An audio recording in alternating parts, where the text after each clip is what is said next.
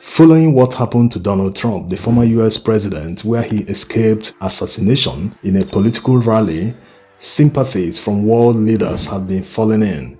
Tinubu also expressed his sympathy, but the one line that piqued people's interest was where he said that political violence should not be tolerated in a democracy. Political violence? Isn't it ironical that the person who advocated for violence in an election is saying this? Political power is not going to be served in a restaurant. It's not served in a la carte. It's what we are doing. It's being determined to do it. At all costs, fight for it, grab it, snatch it, and run with it. He was literally telling his political associates to grab it, snatch it, and run away with it. Let's even assume he was making an analogy, but we all know he can't be telling this to people that work for him in the grassroots. It simply means he's advocating for snatching of ballot boxes and running away with them. Yes, there's no other explanation. And that is definitely violence, because all the thugs that came to snatch ballot boxes in polling units during the elections, they were all armed. The way people trooped out to vote in the last presidential elections like their lives depended on it, across many polling units, people put up a solid resistance even in cases where thugs were armed. Yes, look at videos from Okota and other areas in Lagos. People put up solid resistance even before the police could arrive. So someone on camera telling his political associates to grab ballot boxes and run away with it doesn't have the moral authority to preach against political violence, because he actively promoted violence in politics in Nigeria. Charity begins at home. You can't put your house in order. You're trying to correct someone as far away in United States. Theirs might not be perfect, but it's still far better than what we have in Nigeria. The sham of election they conducted last year was so blatant that nearly all foreign organizations that monitored the election berated the process, including the EU, the United States, many of them. And they expect Nigerians to move on. No. The worst part is that they are very incompetent. That's why many people can't forget what happened last year, because when they look at what is happening around them, how the economy has been brought to its knees, they will remember what happened in February 2023. I cannot imagine that this happened in an enclosed state. Wow. How did they enter here in the first place? And to add salt to injury, they've already started campaigning again. Election that is still 3 years away. Imagine the audacity. You don't know how to do something, you can't give way for someone that knows how to do it.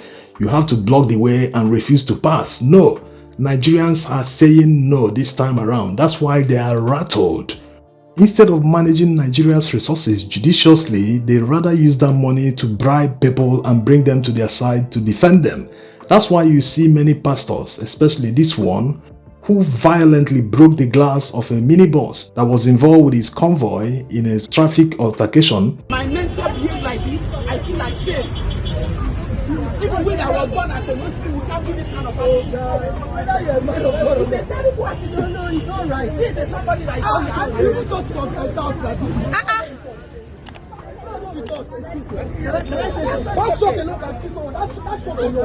He has shown violence, but he has the audacity to condemn what happened in the United States. Someone that believes that as a Nigerian, you must have a plan B to escape the suffering in Nigeria, rather than sit back and fight for it.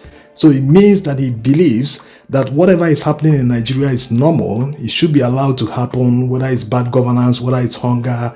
Even if millions of people are dying of hunger, it shouldn't be a concern. People should all find their way and make money and escape the poverty. If you don't have a plan B, I know you have faith, but I have faith too, but I have a plan B. And with technology, I can speak to you from anywhere in the world. Get yourself a plan B, whether that's an Okada to Cameroon, or a flying boat or speedboat as we call them, to semi-border, or a hole in the ground, a bunker. Get a plan B, because these people are crazy. They're nutters, the whole bunch of them. So if all Nigerian people have this kind of mentality, Nigeria will never get better. The countries where people run to, their people sat down and built their country, developed everywhere to the admiration and envy of others. That's why people are trooping to their countries. Nigerians must sit back and fight and develop their country. They don't have any other home. Not everyone has the capacity to have a plan B to escape what is happening in Nigeria. Over the years, many well-meaning Nigerians have been saying that poverty is an intentional policy by successive administrations, including military regimes. This administration has reinforced that belief. Going by their policies, they simply don't give a damn about Nigerians. This is a government that only cares about the elite. Look at all the projects that they have executed or they are trying to execute. You will see the speed with which they increase the salaries of judges, the salaries and welfare of lawmakers, but when it comes to paying Nigerian workers a living wage, they suddenly stall. Look at how long it is taking to finalize the minimum wage. It has been taking forever. That shows you that they don't really care what the ordinary Nigerian is going through. They don't want to know the hardship you're going through. In fact, according to them, in the scheme of things, ordinary Nigerians don't matter. The people that matter, they always bribe them, find a way to bring them to their fold, to start singing their praises. That's why many are suddenly silent. They no longer have their voice. They can no longer criticize what is happening in Nigeria. Even the one that said he gives an administration at least 1 year before he starts to criticize and pointing out all the problems and the things they're supposed to be doing. He has suddenly lost his voice, despite the fact that it's been more than 1 year this administration came to power. Also, many other influential pastors, they've all lost their voices. They can no longer criticize the government or fight on the people's behalf. Like Kuka said, it is religion that is preventing Nigerians from revolting against the system. Yes, he's right. It's only in Nigeria that pastors and preachers tell their followers to pray instead of confronting the government to do the right thing to reduce poverty, to turn around the economy so as to benefit everyone. They will simply tell you you have to conduct fasting and prayers. You have to do this, you have to do that. The Muslims will tell you you have to leave everything to God, that God controls everything, that you don't need to do anything, you just hope on Him, that things will materialize. But sometimes they tell you to fight for your God, that you should defend the God. But when it comes to the one that is in your power, something that you should demand and protest and ask, hey, people in power, do this, we are suffering, do that. They will tell you no. Still leave it for God, that God will do it. Which one is it?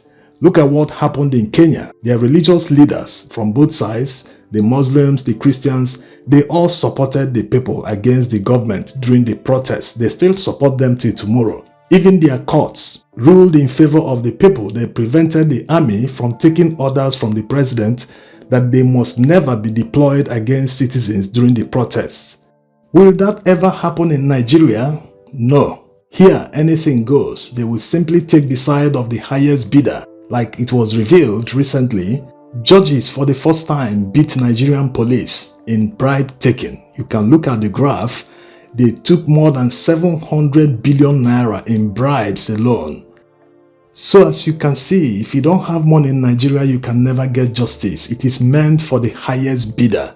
Last year was an election year. They took all the advantage and milked politicians seeking offices. This is why Nigerians must resist. It cannot continue. We must at least reach the level of our African neighbors. If Kenyans have this kind of standard, why should Nigeria have less? Not to talk of the European standard or the American standard, even Asian standard. We are below all of them. So the ball is on your court. You must choose what to believe from your pastor or your imam, whoever is your religious leader. Do not take everything hook, line and sinker. Ask yourself one question. The countries where this religion came from, we're talking about Islam, talking about Christianity, how do they practice it? How developed are their countries? How long did it take them to develop? What standards do they operate? How do their politicians behave in office? Do they steal money?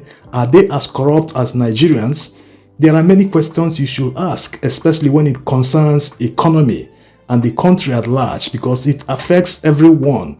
Unlike before the presidential election campaigns, when many people felt they didn't understand what was going on, what was being preached to them, that no one buys bread cheaper than any other, that there is no market that is meant for Muslims alone or Christians alone.